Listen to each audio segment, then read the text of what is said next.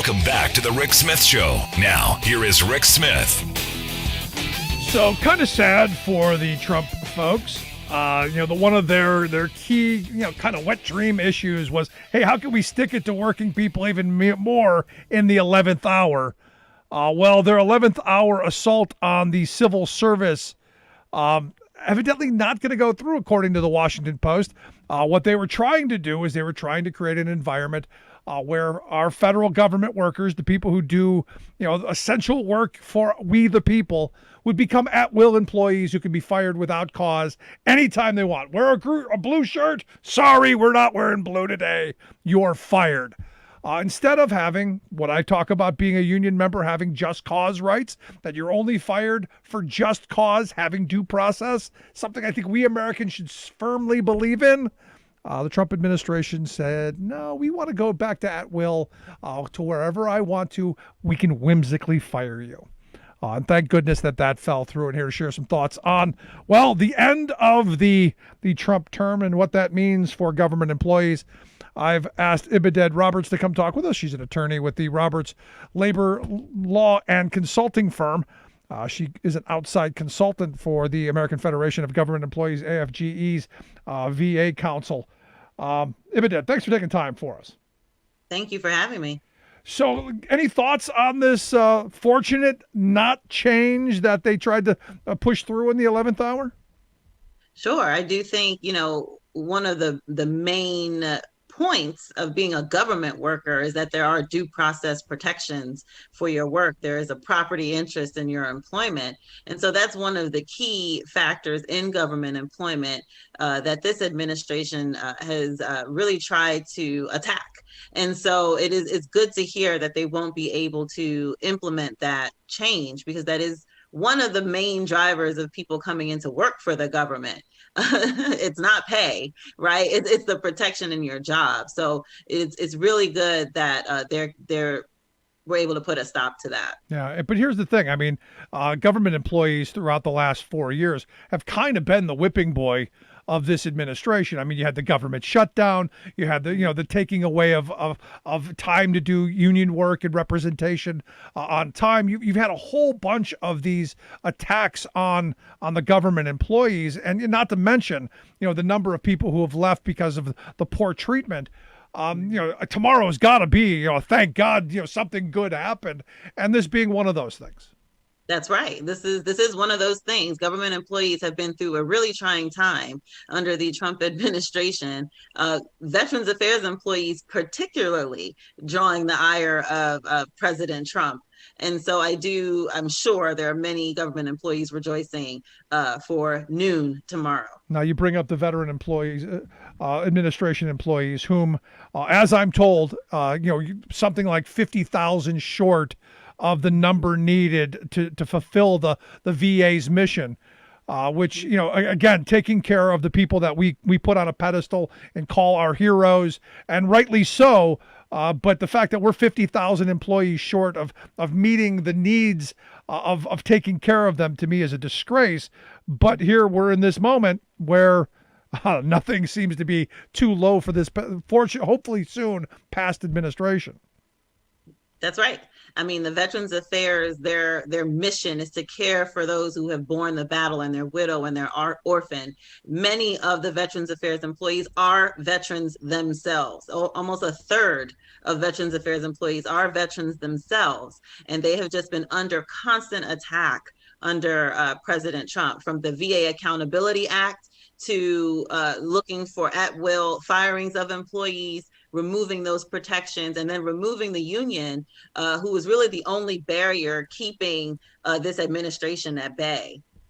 Now, recently, I understand that the president of the National Veterans Affairs Council had sent a letter to the head of the Department of Veterans Affairs saying that a recent partial temporary collective bargaining agreement was overwhelmingly not ratified. And to be honest, this is surprising to me because, I hear so many of these folks say, we care about, the mission of taking care of our folks. And this is a huge message sender for me that things are bad there. Can you walk me through why you think that it was overwhelmingly not ratified and where this goes? Sure. So, I mean, to start from the beginning, and I'll give you the short story. The VA reopened our master agreement, which contained all of the negotiated benefits for the employees. And they came to the table with very extreme proposals. I mean, they were hostile to telework, which during this pandemic we are all using now, and the VA is now seeing increased productivity from this mass telework. But they came in hostile to telework. They came in hostile to employees. Their proposals were really what we call bad faith. They were just submitted in bad faith. They never came to the table really trying to reach agreement with the union at all. And so that push and pull, which was happening to the point where the VA actually walked away from the table. So I'll put it in terms of numbers. There were 74 articles, almost like chapters in a book. There were 74 articles we had to negotiate. The VA refused to negotiate or even discuss most of those articles. We came to agreement on 18 out of 74 articles in the master agreement. 18. Wow. And so when our membership sees that agreement with only 18 articles that we could agree on, and most of the others, about half of the rest of those 74, were never discussed between the parties. I think that is what resulted in such a failure. Overwhelming 99% of our membership rejected those 18 articles. Wow. And to have that, to put that into perspective, to have that kind of a percentage agree on any item ever. I mean, I don't think you could go to 99 out of 100 people and say drinking poison is bad, and you would get 99 people to agree. Right. I mean, so this was pretty bad. They unified, and this is what happens. Bad management often recruits for the union. They unified the union on this issue. So, I mean, to be honest, I mean, you could maybe make an argument that Donald Trump was the best recruitment tool that AFG ever had, because I gotta imagine, since they don't have exclusive bargaining rights, you don't have to join; they're voluntary members. That the number of voluntary members had to go way up. Right. We did see an increase. However, President Trump's policies really did hammer the union. So I'm not sure if you know, but they did put us out of the offices. So we're not at the facility the way we used to be. And so that did speak to our members. The members don't see us. They don't see what we can do for them. We don't have the official time anymore. So that actually hurt us. So in the beginning, he was great recruitment. But as his policies took hold, it actually did harm the union. People were leaving at that point. And ultimately, that's the goal. I mean, you go back through all of the policies that, I have people who say, Rick, why do you support Democrats? I go, because they're not Republicans. And that's not so much I'm a huge Democratic supporter as much as I am not a Republican supporter, because look, I'm a labor guy. Right. I believe in the right of collective bargaining. I believe in the right of having a contract. I believe in unions fighting for better wages, hours, conditions, all of that stuff. And Republicans time and time again, going back to Reagan's shot heard across the boardroom when he fired the Patco workers, it's been one death of 1,000 paper cuts after another, and Trump just accelerated it by having a Supreme Court that rammed through Janus, that made the entire country right to work for public sector workers, and of course every one of those assaults that we saw on federal workers, including the shutdown. That's right. All of our employees see all of that, and we have Republicans within the ranks of the Veterans Affairs Council, but they also, again, they were united in their unhappiness with this agreement. So no, so this is a good thing unifier. Now. So now this clearly not going to happen under Trump's term. Obviously, the good thing is you're going to have Joe Biden as president very soon. This will take a different face, probably not as fast as I think folks might want. But what are you expecting with the Biden administration? Do you see some of those executive orders that took executive time back? Do you see some of the assaults being undone, although it's going to take a little time? But do you see him undoing that stuff? We do. We do see, one of the first things they did commit to was rescinding those executive orders. So that will be an immediate impact of allowing people to get back their official time and start working on behalf of these members. The rest of it will take time. So, some of the other unions have already come to agreements. They've received imposed master agreements on their unions. So it will take time to roll those things back. But the immediate effect of rescinding the executive orders will be a tremendous help. Now, clearly, as someone who comes from a private sector union, going on strike is something that I absolutely advocate when you have to. It's the last arrow in the quiver, but it's got to be there, that threat of, hey, we're just going to fold our arms and march our feet. That's got to be there. It's not there for government employees. You don't get that option. So, for those who are going, well, okay, 99% of you turn this contract down. What recourse would you have had Trump, not been, not elected? Right. So and I came from the private sector too. I used to work with the longshoremen. So this is very different. But had the Trump administration not been there, one, I do think the VA would have come to the table in good faith. They did know that they didn't have to bargain in good faith because the Federal Service Impasses panel will be on their side. And that's who the federal sector has. So federal government employees can't strike.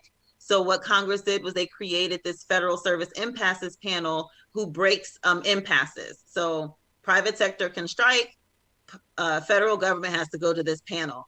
Unfortunately, this panel indicated very early on that they were willing to impose whatever management wanted. And so management was in a hurry to get to them. They were not interested in bargaining. They were not interested in concessions or coming to agreement. That normal give and take that happens in bargaining just did not occur in their rush to get to the panel. And the panel did exactly that. So 74 minus 18, I'm a lawyer, I'm not very good at math, but those other articles were imposed by the panel, and they overwhelmingly favored management in the articles they imposed. Yeah, I mean, the game was ultimately rigged, which is why, again, I'm a firm believer in give me my right to strike, give people the right to put their hands in their pockets and say no, because the only power that working people have ever had is the right to say no. Right. The right to not give their labor. And, the shutdown was a perfect example because, Donald Trump shut the government down, which meant, things didn't stop. People still had to show up to work. They just weren't getting paid for it, which is just crazy to me, but exactly what I think, and not to be overly political, but this is exactly what Republicans want the rest of the world to look like. People working for free under slave conditions and them reaping the benefits. Win-win for them. Right. It definitely plays into their hands. So last question I've got for you, because, clearly this isn't going to go away in the immediate. What can folks do to help? What's the marching order? What are you telling folks to do to help? Well, we're definitely trying to push the incoming President-elect Biden, to put some executive orders in place, immediately telling these agencies to rebargain the agreements that were already prior imposed by the impasses panel. That is one way to fix the problem that they have wrought, is to just go ahead and order the agencies to bargain again and to do it in good faith. On this panel, because I wanted to get, because I've been saying we need to fire a couple of people off of the NLRB. I would love nothing more than, no, I mean, I truly believe that, Donald Trump has set a precedent. I believe that he has shown that it doesn't matter. But he can fire anybody, I guess. And I think that, a couple of those people on the NLRB should go. What about this panel? How long does it take to get those appointees off that panel so you don't have this kind of problem going on down the road? Oh, it takes no time. They serve at the pleasure of the president. So they can go at 12:01 p.m. tomorrow. So we are hoping that President-elect Biden does that immediately, or that he's already sent word that they should be ready to go by 12:01. Have your stuff packed. 2 minutes. That's right. 2 minutes. 2 minutes. Because I've been saying, look, I want to see the General Counsel, Peter Robb of the National Labor Relations Board. I want to see him fired immediately. Probably not going to happen because Biden's not that kind of guy. Right. Going to take a little longer in the private sector, but I'm glad to hear they serve at the will of the president. That's right. Because maybe we get some sanity back. Maybe. I'm just again, I'm hopeful on so many levels. But Ibidun, I appreciate you taking time for us.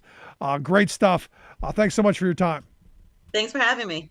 Like I said, I'm hoping that there's a bunch of firings going on of getting rid of those Trumpkins. Love to hear your thoughts. You can email me, rick@thericksmithshow.com. Quick break. Right back. Stick around. You're listening to The Rick Smith Show.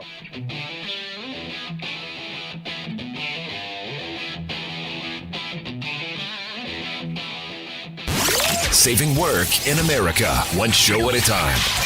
The Rick Smith Show.